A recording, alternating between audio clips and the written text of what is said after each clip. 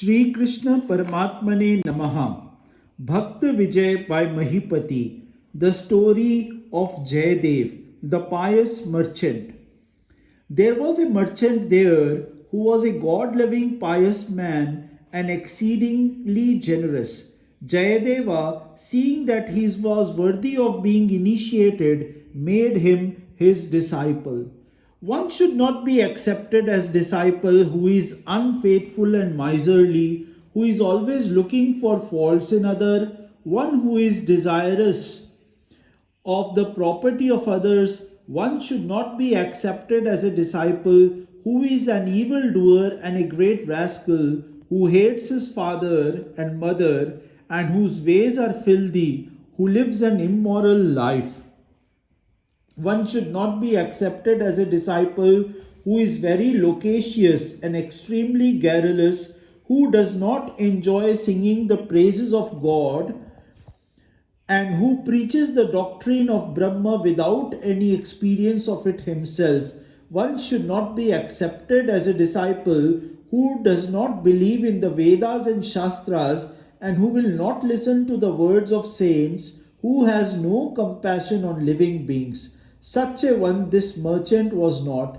He was supremely pious, exceedingly generous, always alert to serve his Guru with body, speech, and mind. One day he invited Jaydev Swami to come to his home. He seated the Swami in a carriage and brought him into the city. It is impossible to attain to the praises of the goodness of God or to thoughts of the doctrine of Brahma without fellowship with the good. Pardon, peace, mercy, unselfishness, sacrifices, benevolences cannot be attained without the association with the good. Generosity, courage, faith, knowledge, postures for breathing can never be attained without the association with the good. It was for this purpose that the merchant took Jaydev to his home and there served him day and night with great zeal. Jaydev Swami performed the services of praise day and night in that city. He helped the dull minded, the ignorant, and the doers of evil to a life of devotion to God. He remained there a month. He then said to the merchant, "Give me permission now to return to Jagannath."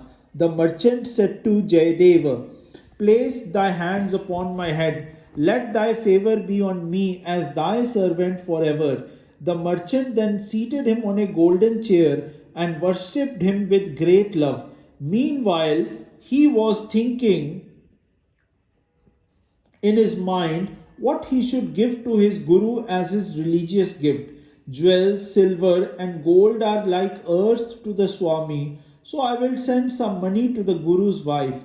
So, without the knowledge of the Swami, he placed in a carriage many kinds of brilliant diamonds, garlands of pearls, and golden ornaments. After that, having properly arranged a seat, he placed Jaydev in the carriage with reverence and sent a clever man along with him and thus saw him off for some distance. He said to his man at that time, "Go to his home and tell Padmavati that I bow at her feet. Without the knowledge of the Swami, I have given raiments and ornaments.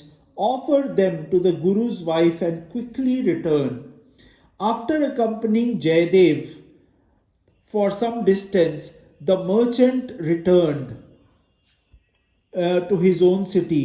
Now that day there were two thieves who came walking behind Jaydev.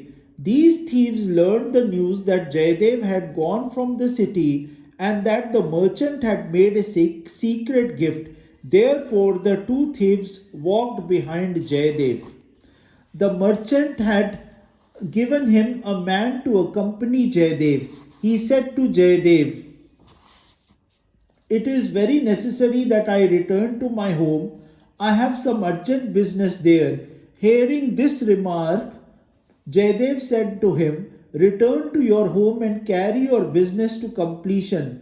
A female slave, a male slave, a wife, a beast, a tree, an insect, an ant, as they wander about in this life, have to endure the life of subordination. Therefore, Jaydev felt compassion in his heart. Having given this man permission to leave, he sent him back to his home.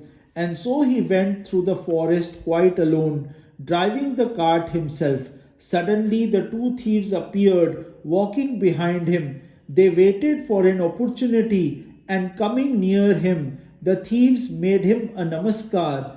Just as the crane on the bank of Ganges sits waiting for the prey, then suddenly the two thieves walked along on the both sides of the cart.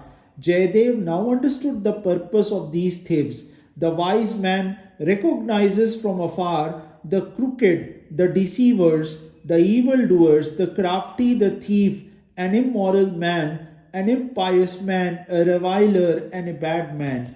Jaydev understood their movement, so he said to them, "Oh, what is it you wish? I will give it to you now. You are aware on this cart are many kinds of brilliant diamonds, rich clothes and ornaments. I offer them to you.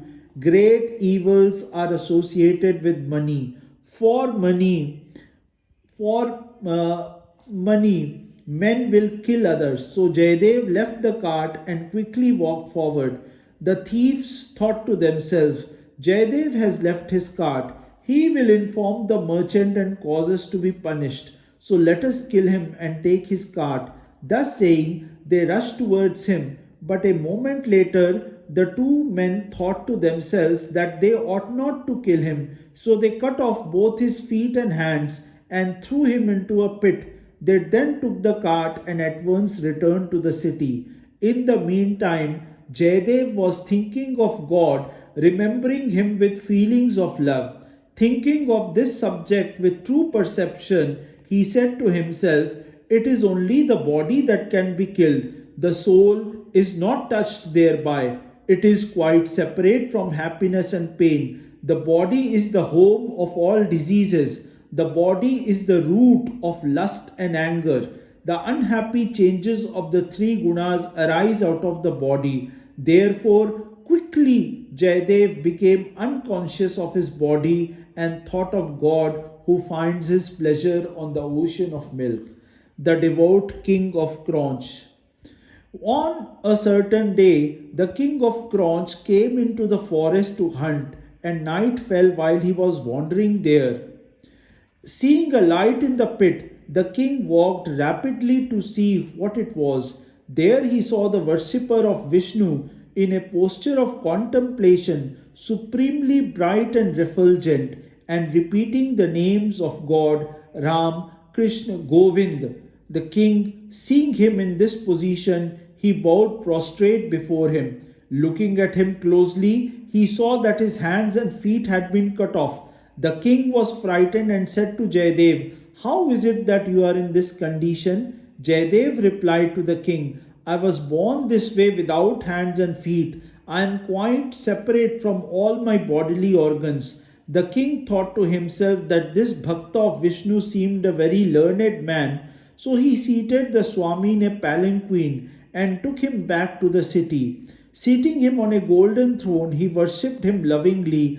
Coming humbly before Jaydev, he received the mantra, making him his disciple. Having seated Jaydev on his throne, he said to his attendants, "You must carry out my command and serve the Swami every day."